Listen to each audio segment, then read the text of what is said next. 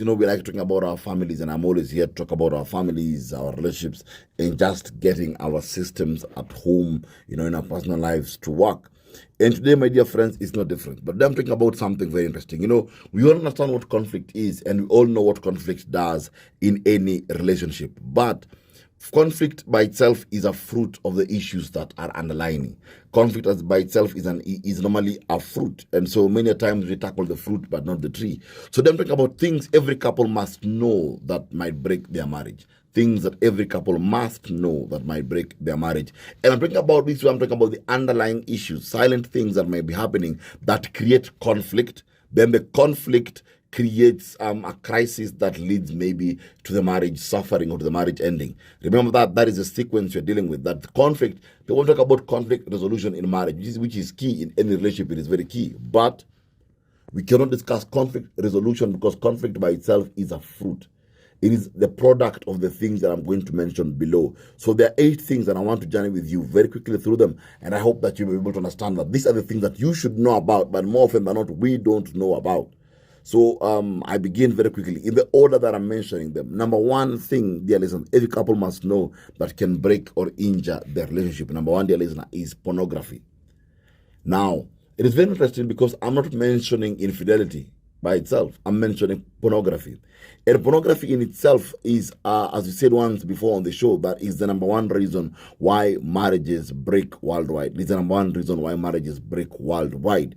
Because pornography by itself has got very big aftershocks and very big side effects. It is different from having an affair because on my list here today, incidentally, an affair is not listed. Because again, an affair is always a product of something else. So we're talking about pornography as a habit and as something that people normally do. So if you look at it by itself, you realize that whenever it is in a marriage, it is a cause of, it can lead to breakup. And I've talked about this on air, how it can affect your marriage, how it can affect your relationship. But number one, you find that it makes the couple become distant. Number two, it begins to make one of the couples build the insecurities. Number three, it brings secrets. It always brings ingredients that help to ruin the marriage. That's why it normally works. It's normally the first or the highest reason why marriages break worldwide. Number two, finances. Yes, money. That is one of the things that really breaks a marriage, and every couple must know. And every couple must be deliberate from the moment that they're getting together to know that you cannot let finances ruin the marriage. But how do you not let it? By being deliberate in how you deal with finances, how you manage finances, how you communicate about finances. Finances are very personal to every individual, to every human being. The one with money and the one without, money is important to both people, the one with and the one without. Those who have plenty are pursuing more. Those who have less are still pursuing. I've had couples saying that when my spouse got promoted, the marriage got worse or something like that, or I don't like how my spouse spends money. The reality is this: finances will always be an issue in your marriage. And it's good to be approached that it is an issue. And if you don't take it seriously from day one, it is going to bite us. And this you must know. Don't assume that because you've settled and agreed and said, we shall have separate bank accounts, or we shall have joint accounts, that is enough to secure. Money is something that is cast in depth because you have to understand each other's money language. You have to respect each other's money language. You have to accommodate each other's priorities. You have to accommodate the other person's ability, the other person's say in these resources. There is so many dynamics that come with money, my dear friends. But you must be aware that money might break your marriage. So don't get married assuming that you have sorted out money issues. I had a couple in my office that were married for 3 years. And they're saying, Victor, money is not a problem. For us, money, we don't fight about money. And I looked at them, and I didn't say a word. This was back in 2014. 2021, they came to my office. And this time, they are not talking to each other. Why? Because there's an evolution that happened in their finances that they had not taken into account. Money is an issue you discuss every other day. Money is an issue you deal with as you transition. Because in this couple's case, one of them got their salary got tripled, and upon tripling the salary, the person changed. And they were saying when they were 3 years old in marriage that money is not a problem. Number 3, dear listener, third-party relationships. Third-party relationships. Here I'm talking about your in-laws. I'm talking about the boys. I'm talking about your chama members. I'm talking about your pastor. I'm talking about your priest. I'm talking about, all the third-party relationships that are there. Remember, in a marriage, even children are a third-party relationship. So you must know that even though there are kids in my marriage, that any third-party relationship can and will be able to break my marriage if I allow it. So I have to deal with the third-party relationships in my life, and I have to sort them out, and I have to align them well. Third-party relationships, dear listener, can break your home. Number 4, this one is a bit controversial, but spirituality. Now, I've not said Christianity, I've said spirituality. Because spirituality is very interesting. Because you're dealing with cases now where you find that maybe someone was married and they were happily married and things are going well. Then one day, your husband or your wife decides to become a traditionalist. Overnight. Suddenly amekuwa traditionalist, suddenly anaanza kuvaa nguo za kitamaduni, suddenly anaongea, this is how we lived as Africa. Suddenly spirituality has changed because now they're embracing a spirituality you're not accounted for. You're married to someone and they were not even going to church, they never knew the Lord. Suddenly they have joined a particular cult and they're fanatics there. Spirituality, my dear friends, you must know can break your marriage, and you don't underestimate the power of spirituality in any relationship. And I repeat, I'm not saying Christianity, I'm saying spirituality. The deeper we get in our spirituality and the doctrine we get from our spirituality will always impact our relationships. So chunguzo huyo mtu, anaenda kanisa wapi? Anahubiriwa na nani? Who are the people who are preaching to your partner? What does your partner watch in terms of spirituality?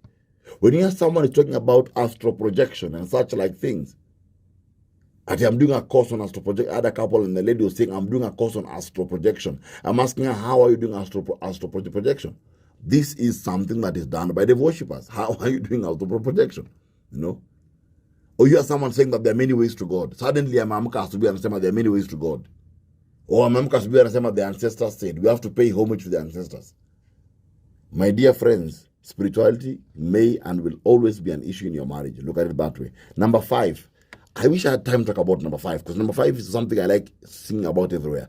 Conflicting life philosophies. This is where you realize after 5 years of marriage that you married someone whose approach in life is different from yours.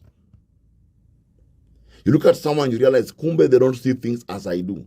They don't see life as I do. That maybe my wife is so simple. She's okay living in a small house. She's okay driving a small car. She's okay, with kids going to a small school. She's okay with a minimalistic kind of life. And me, I'm eccentric. I want to drive a big car. I want to live in a big house. I want to travel the world. I want to buy expensive shoes, expensive clothes, expensive cologne. My wife doesn't even want to talk about cologne. This, my dear friends, is when you wake up in a marriage, because conflicting life philosophies will always end a marriage. You hear someone saying that my partner is so materialistic. No, they just have a different life philosophy. Always evaluate your partner's life philosophy. There's a class I normally teach about this. Always evaluate your partner's life philosophy. Never ignore life philosophy, my dear friends. It will break your marriage ukiangalia hivi. Number 6. Hii nishaongea on show, but I'll mention it again today. A poor or a non-existent sex life. A poor or non-existent sex life. I will summarize this in one simple sentence. That sex is not the most important thing required to build a marriage. Sex is not the most important thing required to build a marriage. But you cannot build a strong marriage without it. Let me repeat that. That sex is not the most important thing to build a marriage. But it is impossible to build a good marriage without sex. Number 7. Personal insecurities. Personal insecurities. This is what we talk about, the baggage you came with. What are your personal insecurities? Were you cheated on by your previous fiancé? Are you insecure about your weight? Are you insecure about your skin color? Are you insecure about your own sexuality? Are you insecure about your education? What are your personal insecurities? Because personal insecurities always break a marriage quietly. They're like a rat. They bite and they blow. They bite and they blow. Every decision you make, my dear friends, in life is always based on how your insecurities are wired. We never make decisions based on our securities. The most important decisions in our life we make based on our insecurities. So it's always the measure of insecurity that determines how you make the choice. If you have low insecurity, then you're likely to make a decision that is weighed strongly on your security. So, my dear friends, what are your personal insecurities? Are you insecure about your weight? Are you insecure about your sexuality? Are you insecure about your worth, about your value, your education, your finances, your family line, your tribe, your culture, your skin color? What are you sensitive about? What are you insecure about? That, my dear friend, is a time bomb waiting to happen. And number 8, it's a pre-existing bad opinion about marriage. It's a pre-existing bad opinion about marriage. Wale muliget married mukisema all men cheat or all women cheat or women are bad. You entered marriage saying love ends. You entered marriage, all these pre-existing bad opinions, my dear friends, are things that break your marriage inevitably. So, my dear friends, I mentioned these 8 things. These 8 things, when they explode, this is what creates conflict. Around these 8 things is where conflict is born. If I had more time, I'd talk about that. But around these things, my dear friends, is where conflict is born.